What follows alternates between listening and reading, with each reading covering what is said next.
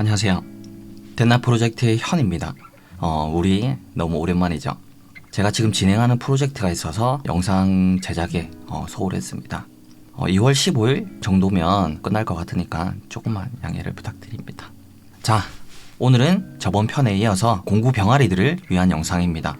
셀프 인테리어를 하다 보면 정말 많은 공구가 필요하죠. 그 중에서도 특히 많이 사용되는 공구가 톱 종류의 공구들입니다.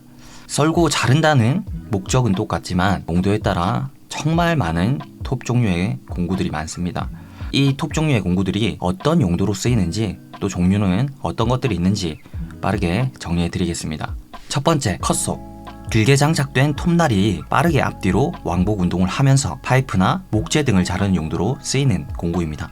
제품 특성상 섬세한 작업에는 적합하지 않아서 인테리어 현장에서는 주로 철거 작업에 동원되는 공구입니다. 두 번째, 직소. 대부분의 톱들이 직선 방향으로 자르는데 특화되어 있다며 직소는 톱날이 아래 위로 움직이면서 곡면 절단이 가능한 게 특징입니다. 때문에 금속이나 나무 판재를 원하는 형태로 자를 때 주로 사용됩니다. 요즘 많이들 하시는 아치형 출입문 등 그런 모양을 딸 때도 사용되는 공구입니다. 세 번째, 각도 절단기. 목수분들이 필수로 가지고 다니는 공구죠. 흔히 각목이라고 부르는 나무 각재를 톱날의 회전하는 힘으로 빠르게 절단하는 공구입니다. 사실 어떤 톱이라도 나무 각재를 자를 수는 있지만 정확하게 많이 잘라내야 될 때는 작업성이 크게 떨어집니다.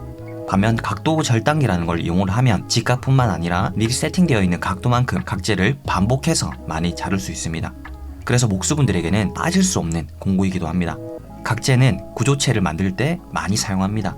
예를 들어 가벽이라던가 천정 목상이라던가. 네 번째, 테이블소. 각도 절단기가 나무 각재를 정확하고 빠르게 절단할 수 있는 공구라면 테이블소는 나무 판재를 자르는데 특화된 공구입니다. 각재가 구조체의 뼈대 역할을 한다면 판재는 구조체를 덮어주는 용도로 사용합니다. 테이블소는 사용 환경에 따라 크기도 제각각이지만 인테리어 현장이나 작은 공방에서는 휴대용으로 들고 다닐 수 있는 작은 테이블소를 많이 사용합니다. 하지만 작다고 해도 보통 무게가 30kg 수준이라서 절대 휴대성이 좋지는 않아요. 그래도 이 공구를 많이 사용하는 건 보다 정확하고 빠르게 나무 판재를 재단할 수 있기 때문이기도 합니다. 다섯 번째, 원형 톱입니다. 원형 톱은 톱 중에서 가장 기본이 되는 공구라고 보시면 됩니다. 스킬만 있다면 다양한 용도로 사용할 수 있기 때문이죠. 각재를 자르기도 좋고 판재를 자르기도 좋습니다. 물론 전용 공구인 각도 절단기나 테이블소를 두고 직접 비교한다면 상대가 안 되겠지만요. 하지만 모든 공구를 다 구비할 수 없는 입장이라고 하면 휴대성이나 가격 측면에서 매우 메리트가 있는 공구인 건 확실합니다. 한 가지 알아둘 건 직소에 비해서 직진성이 뛰어나긴 하지만 테이블소에 비해서는 정확도는 많이 떨어지는 편입니다.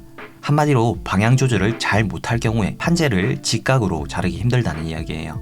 그래서 이런 점을 착안해서 만든 제품이 플런지소라는 겁니다. 기존 원형 톱에 레일을 더한 제품이에요.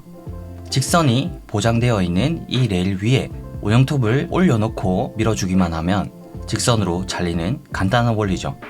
이 제품은 공구계의 명품 패스툴에서 나온 플런지소 TSC55K라는 모델이에요. 이 제품이 원형 톱과 다른 점은 레일뿐만이 아닙니다. 원형 톱은 톱날이 바깥으로 노출되어 있어요. 반면 플런지소는 이렇게 톱날이 안쪽으로 들어가 있습니다. 플런지소를 지그시 눌러야만 톱날이 나와요. 고양이 발톱처럼요. 만약 톱이 작동하는 상황에서 플런지소를 놓친다고 해도 톱날이 안으로 들어가 버리기 때문에 더 안전하다고 볼 수 있죠.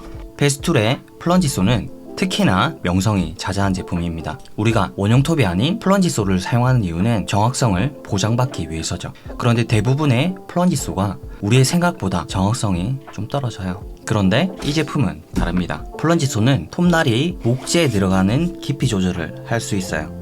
대부분의 플런지소에는 깊이 조절을 할 수 있는 부위에 수치가 적혀져 있습니다. 그런데 이 수치를 맞췄다간 낭패를 볼 수가 있습니다. 저도 처음 타사 플런지소를 구입했을 때 이 수치만 믿었다가 낭패를 본 적이 있습니다. 이후로는 톱날을 강제로 꺼내서 줄자로 깊이를 잰 다음 그 수치를 보면서 조절해서 사용했었어요. 대부분 그렇게 사용했을 겁니다. 그런데 이 제품은 그럴 필요가 없어요.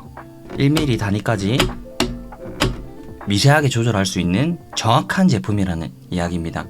이 노브를 이용해서 미세 조정까지 할 수 있어요. 그뿐만이 아닙니다.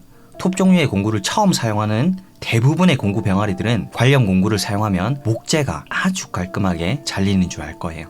하지만 현실은 그렇지 않습니다. 톱날이 지나간 부위를 보면 흔히 거스럼이라고 부르는 나무 잔재들이 뜯겨져 나와 있어요. 보통 한쪽 면이 그렇게 잘리게 되어서 사용할 때 잘 보이는 쪽은 뒤집어서 사용하거나 샌딩이라는 사포 작업을 해줘야 되는 번거로움이 따릅니다. 페스툴은 어떨까요? 거스럼이 발생 없는 정밀한 커팅이 가능합니다. 목재를 다루다 보면 직각뿐만 아니라 45도로 잘라야 되는 상황이 발생하기도 합니다. 예를 들어서 가구의 모서리를 45도로 맞추는 거죠. 대부분의 원형톱이나 플런지소에서 45도 자르기를 지원합니다. 네, 지원은 해요. 하지만 우리 생각처럼 그렇게 쉽지가 않습니다. 사실 이런 공구를 사용을 하면 그게 너무 당연하게 돼야 되는 건데 실제로는 너무 당연하게도 안 됩니다.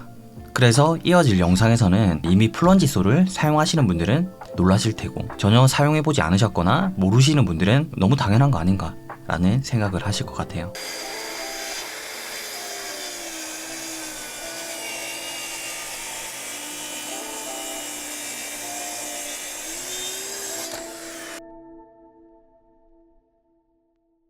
자, 이게 바로 페스툴을 이용한 45도 자르기 수준입니다. 이음새 하나 없이 완벽하게 들어맞죠. 공구라는 건 편리하기도 하지만 자칫 잘못하면 큰 안전사고가 발생하기도 합니다. 그래서 또 조심하고 또 조심해야 됩니다. 특히나 톱류 같은 공구들은 안전사고가 자주 일어나는 공구이기 때문에 요즘 많은 브랜드들이 안전사고에 대비할 수 있는 여러가지 기능을 공구에 적용하고 있습니다. 페스툴 플런지소는 목재 재단에서 자주 발생하는 킥백 방지 시스템이 들어가 있습니다. 여기서 잠깐, 킥백이란 간단히 말해서 자르고 있는 부재가 사용자 방향으로 날아오거나 사용하고 있는 공구가 사용자에게 날아와서 큰 부상을 입히는 현상을 말합니다. 예를 들어 테이블소에서 킥백이 발생하면 사용자에게 부재가 총알처럼 날아와서 부상을 당하게 됩니다. 그런데 원형톱이나 플런지소에서 킥백이 발생하면 더 위험해요. 왜냐면 공구가 나에게로 날아오니까요. 페스툴에서는 갑자기 강한 부하가 발생하면 순식간에 플런지소 작동이 올스탑 해버립니다. 킥백 방지 시스템이 발동하는 거죠. 공구를 사용하면서 가장 중요한 건 정확도도 정밀도도 아닙니다. 바로 안전이에요. 페스툴에서는 이뿐만 아니라 다양한 공구에서 사용자의 안전을 최우선으로 생각합니다. 테이블소만 하더라도 톱날에 손가락이 닿으면 톱날이 테이블 밑으로 숨어버리는 안전 시스템이 들어가 있거든요. 페스툴 제품이 비싸다 하지만 내 안전과 맞바꿀 만큼 비싸다고 생각하지 않습니다. 그런 점에서 선택의 여지가 없는 공구라고 생각이 되네요. 오늘은 인테리어 현장에서 많이 사용하시는 톱 종류에 대해서 알아봤고 플런지소 TSC55K에 대해서 소개해드렸습니다. 그럼 다음 시간에 다른 공구를 또 소개해드리는 시간을 갖도록 하겠습니다. 시청해주셔서 감사합니다.